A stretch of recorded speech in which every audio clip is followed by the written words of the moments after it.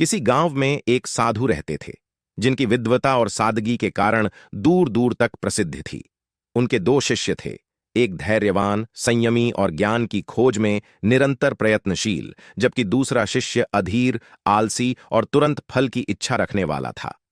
साधु अपने शिष्यों को रोजाना शिक्षा देते और उन्हें सही मार्ग पर चलने की प्रेरणा देते थे।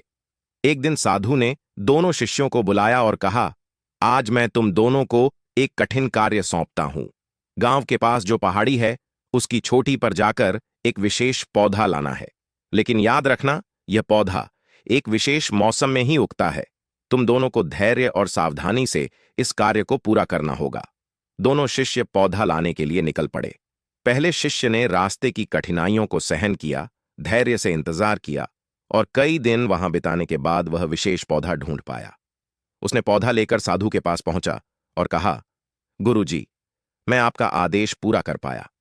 दूसरे शिष्य ने कुछ समय तक प्रयास किया, लेकिन जल्दी ही थक गया। उसे पहाड़ी की चढ़ाई कठिन लगने लगी और वह अधीर होकर वापस लौट आया। उसने साधु से कहा, गुरुजी, वहां तो कुछ नहीं मिला। वह पौधा शायद अब उगता ही नहीं है। साधु मुस्कुराए और बोले, पुत्र, यह कार्य तो केवल तुम्हारी परीक्षा थी। इस पौधे का कोई महत्व नहीं है, बल्कि इस यात्रा का अनुभव ही असली शिक्षा थी। जीवन में धैर्य, संयम और निरंतर प्रयास ही सफलता दिलाते हैं।